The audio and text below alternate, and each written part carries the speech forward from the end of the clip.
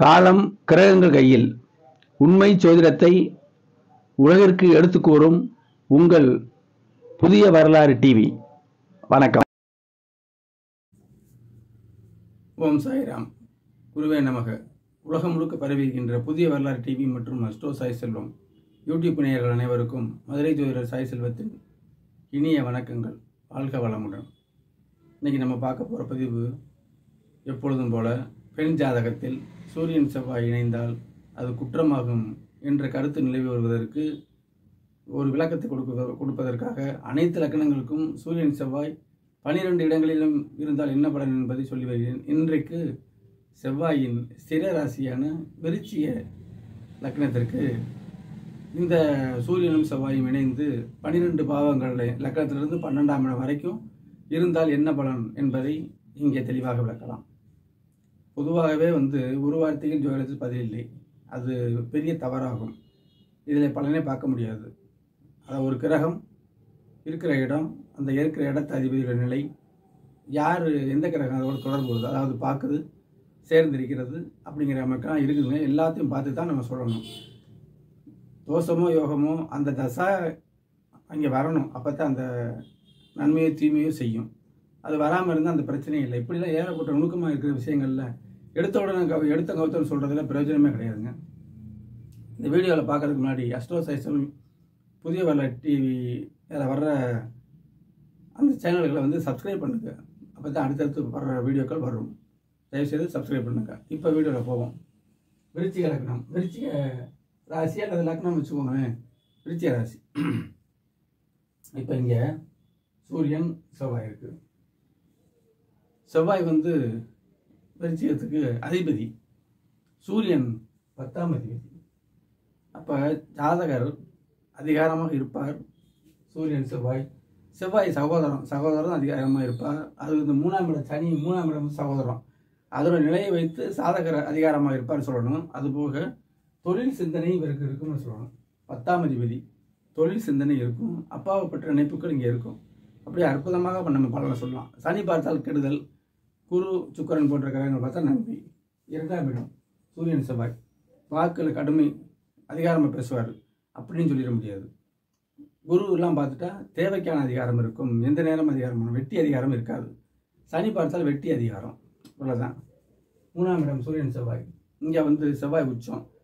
அப்போ பராக்கிரமம், வீரியம், தைரியம் ஜாஸ்தி இருக்கும் ஜாதகருக்கு. செவ்வாய் உச்சம் இல்லையா, சூரியன் பக்கத்தில் இருக்கார்.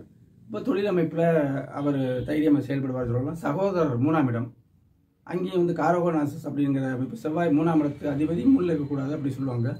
ஆனால் வியாழன் பார்த்தா நன்மை. எந்த இடத்துலையுமே கடுமையான சனி பார்த்தா கெடுதல் தாங்க. 3ஆம் இடம் அது போகஸ்தானம் கூட, வீரியமாக இருக்கும். இல்லற சம்மந்தப்பட்ட விஷயத்தில் வீரியமாகும். 4ஆம் இடம் தாயார் ஸ்தானம், அங்கே தாய் அதிகாரமாக இருப்பார். கல்விஸ்தானம் அது சனியுடைய நிலையை வைத்துக்கிட்டு இவர் இந்த செவ்வாயின் துறைகளில் சயின்ஸு இந்த மாதிரி அமைப்பில் படிக்கிறாருங்கிறத நம்ம பார்க்கணும். எல்லா விஷயத்தையும் பார்த்தா சொல்லணும். இது மேலோட்டமான தகவல் தான், நல்லா சொல்கிறேன். பொதுவான பலன்கள். 5 சூரியன் செவ்வாய் 5 இருக்கவே கூடாது. அதிர்ஷ்ட ஸ்தானத்தில் இந்த மாதிரி பாவக்கிரகங்கள் இருந்தால் கெடுதல்.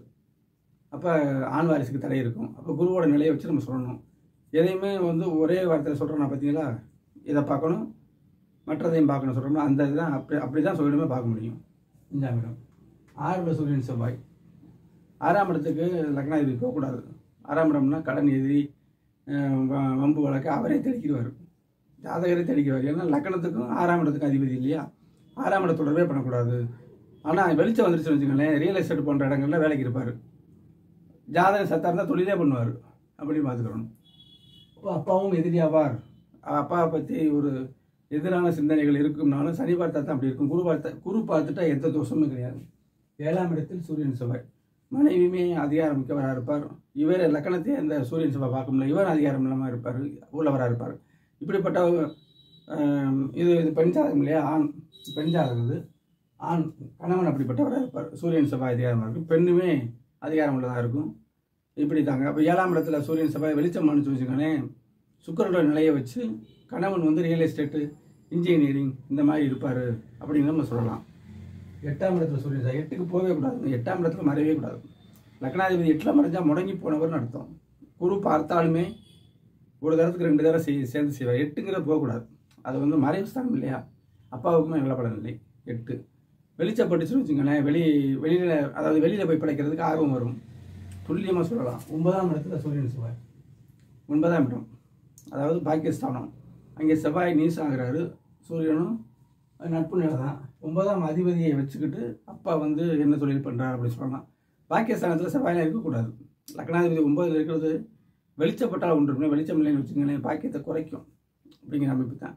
இருந்தாலும் தந்தைக்கு பிடித்தமானவர் இப்படி சொல்லிக்கலாம். 10ல் சூரியன் செவ்வாய், 10ல் வந்து 2 கிரகம் திக்பலம் ஆகக்கூடாதுன்னு சொல்லிக்கிட்டு உச்சி பொழுதில் பிறக்கிறவங்க 10ஆம் இடத்துல சூரியன் வரும். 11லேருந்து ஒரு 1.5 வரைக்கும் பிறகுறாங்க பாருங்கள், அவங்களுக்கு பூரா அந்த 10ஆம் இடத்துல சூரியன் வரும். அது திக்பலம்னு அர்த்தம். அப்போ வந்து 2 கிரகம் அங்கே இருக்கக்கூடாது திக்பலம் அடைய. ஒரே நேரத்தில் 2 கிரகம்னா அந்த அதிகமான ஒளியே சரி வராது. ஏதாவது ஒரு கிரகம் தான் இருக்கணும். செவ்வாய் திக்பலமாக இருந்தால் ஜாதகரே வலிமையானவர், சூரியன் திக்பலமாக இருந்தால் அப்பா வலிமையானவர், ஜாதகரும் வலிமையானவர் அப்படி சொல்லணும். தொழில் அந்த ரியல் எஸ்டேட் இந்த மாதிரி அமைப்புகளில் போகும். வியாழன் பார்த்தால் நன்மை, சனி பார்த்தால் கெடுதல்.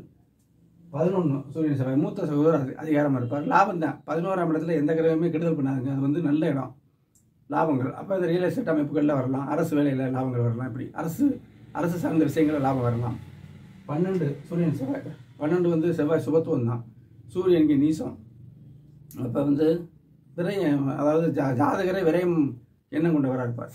செலவு அதிகமாக பண்ணக்கூடிய அமைப்பில் இருக்கும். அது சுக்கிரனுடைய நிலையை வச்சு தான் சொல்லணும். ஒரு விஷயத்தை இன்னொரு இதை கனெக்ட் பண்ணி தாங்க சொல்லணும். பொதுவாகவே இவ்வளோ தான் இந்த பலன்கள்.